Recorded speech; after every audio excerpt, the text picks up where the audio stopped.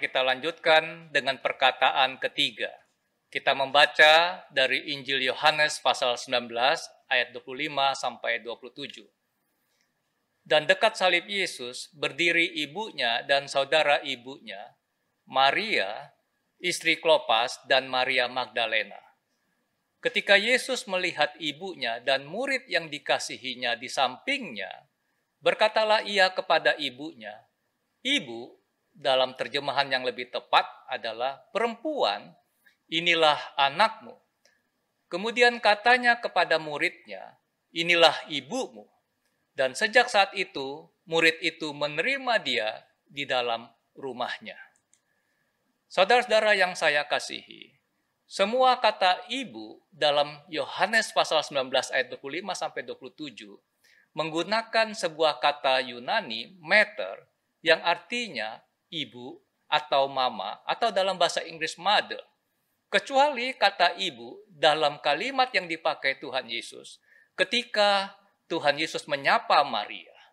Di situ digunakan kata gunai yang berarti perempuan atau wanita. Alkitab tidak pernah mencatat Tuhan Yesus menyapa secara langsung Maria dengan sebutan ibu atau mama. Demikian pula dalam pesta pernikahan di Kana, Tuhan Yesus menyapa Maria dengan sebutan perempuan. Yohanes pasal 2 ayatnya yang keempat. Terjemahan dalam Alkitab bahasa Indonesia menggunakan kata ibu yang seharusnya adalah perempuan. Mengapa Tuhan Yesus tidak menyapa Maria dengan sebutan mama atau ibu, melainkan woman atau perempuan? Supaya Maria, saudara dan saya, kita semua manusia tidak memandang Yesus hanya sebagai anak jasmania Maria. Maria dan kita semua harus memandang Yesus sebagai Tuhan pribadi yang ilahi. Dari catatan Alkitab, kita dapatkan terakhir kali Yusuf, suami Maria, disebut ketika Tuhan Yesus berumur 12 tahun. Injil Lukas pasalnya yang kedua. Setelah itu, Yusuf tidak pernah disebut lagi, sehingga banyak penafsir Alkitab yang berpendapat Yusuf telah meninggal sebelum Tuhan Yesus memulai pelayanan publiknya. Dari catatan Injil Yohanes, pada awal pelayanan Tuhan Yesus, ketika berada di pesta pernikahan di Kana, sebagaimana dicatat dalam Injil Yohanes pasal 2, Maria dicatat berada di pesta itu bersama Tuhan Yesus. Namun tidak ada singgungan sedikit pun tentang keberadaan Yusuf. Dan sekarang, pada akhir pelayanan publiknya, Yohanes adalah satu-satunya penulis Injil yang mencatat keberadaan Maria, ibu insani Tuhan kita, di kaki salib. Yusuf dipastikan telah meninggal pada saat penyaliban. Karena jika Yusuf masih hidup, Tuhan Yesus tidak mungkin menyerahkan Maria kepada Yohanes. Pertanyaannya adalah, mengapa Tuhan Yesus tidak menyerahkan Maria kepada saudara-saudaranya, yaitu anak-anak Maria dan Yusuf yang dilahirkan Maria setelah Tuhan Yesus? Banyak penafsir berpendapat, karena waktu itu mereka, yaitu saudara-saudara Tuhan Yesus, belum percaya kepada Tuhan Yesus. Bandingkan dengan Injil Yohanes pasal 7 ayatnya yang kelima. Di samping itu, Yohanes mempunyai kualifikasi ganda untuk tanggung jawab yang dipercayakan oleh Tuhan Yesus kepadanya. Yohanes adalah saudara sepupu dari Tuhan Yesus karena ia adalah anak Salome. Dan Yohanes adalah murid yang dikasihi Yesus. Sebagai murid Kristus, apakah pelajaran rohani yang dapat kita petik dari perkataan Tuhan Yesus yang ketiga di saat ia tersalib? Pertama, dapatkah kita membayangkan bagaimana perasaan Maria menyaksikan Tuhan Yesus sebagai putra insaninya, memikul salib dan disalibkan? Penyaliban adalah sebuah aib dan hukuman yang paling terkutuk yang dilakukan oleh pemerintahan Romawi kepada penjahat atau kriminal kelas kakap. Di sini kita diingatkan nubuat Simeon pada saat bayi Yesus diserahkan kepada Allah di bait suci. Simeon berkata kepada Maria, dan suatu pedang akan menembus jiwamu sendiri. Injil Lukas pasal 2 ayat 35. Tuhan Yesus merasakan kepedihan Maria. Dan di saat Tuhan Yesus sedang menderita di salib, ia secara khusus memikirkan Maria, ibu insaninya. Hukum Taurat menetapkan putra sulung dianggap sebagai kepunyaan Allah. Anak sulung menerima bagian ganda dari kepemilikan ayahnya. Dan setelah kematian ayahnya, dia bertanggung jawab untuk merawat ibu dan saudara-saudara perempuannya. Tuhan Yesus menaati hukum Allah sampai akhir. Di awal pelayanannya, Tuhan Yesus menekankan komitmennya terhadap hukum yang Allah berikan. Dalam Matius pasal 5 ayat 17, Tuhan Yesus berkata, "Janganlah kamu menyangka bahwa aku datang untuk meniadakan hukum Taurat atau kitab para nabi.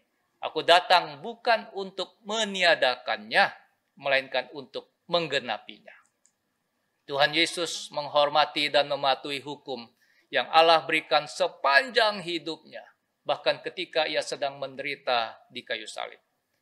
Bagaimanakah komitmen saudara dan saya terhadap hukum-hukum Allah?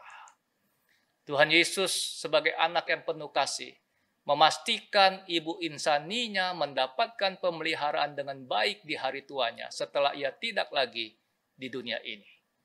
Bagaimanakah sikap saudara dan saya kepada orang tua kita dikala mereka membutuhkan pemeliharaan kita?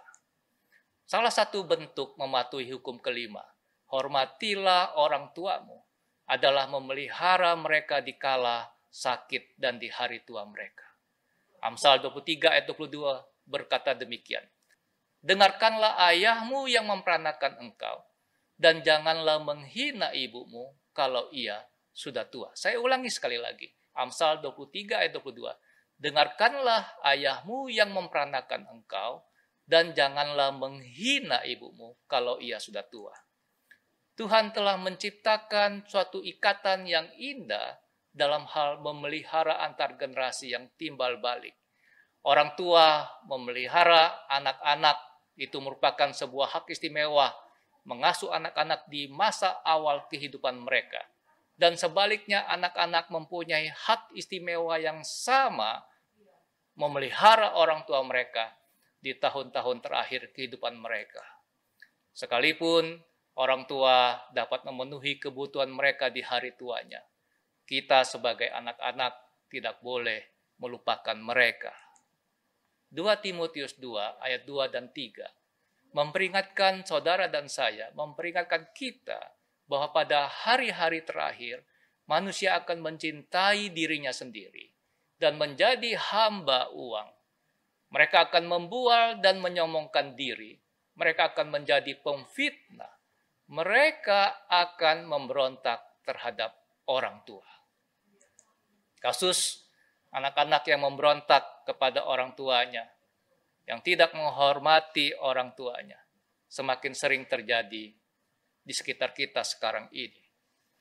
10 perintah yang Allah berikan tidak pernah out of date dan seharusnya menjadi perhatian kita semua. Yang kedua, dari perkataan Tuhan Yesus ini adalah suatu kebenaran bahwa secara implisit ada sebuah pelajaran tentang tanggung jawab dari anak-anak kepada orang tuanya, seperti yang telah saya jelaskan sebelum ini. Tetapi jelas bahwa itu bukanlah pesan utama.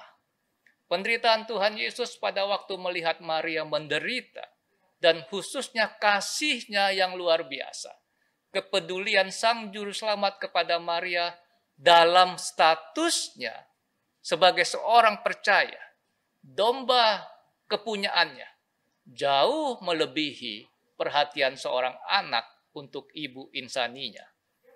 Ini adalah poin penting di mana penekanan harus kita berikan. Jika Tuhan Yesus sedemikian peduli terhadap ibu insaninya, terlebih lagi Tuhan Yesus sebagai gembala yang baik, imam besar, juru selamat yang telah menyerahkan nyawanya untuk saudara dan saya, pastilah Tuhan Yesus peduli dan memperhatikan domba-domba milik kepunyaannya.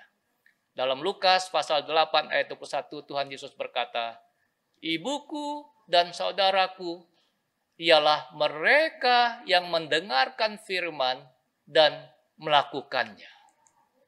Di tengah-tengah tantangan dan ketidakpastian akan hari esok yang kita hadapi, puji Tuhan, perkataan Tuhan Yesus ketika disalib kepada Maria merupakan sebuah penghiburan yang besar bagi saudara dan saya yang telah menjadi miliknya.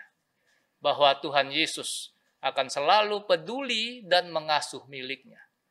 Sudahkah saudara dan saya mempercayakan kehidupan kita kepadanya? Amin. Tuhan memberkati kita semua.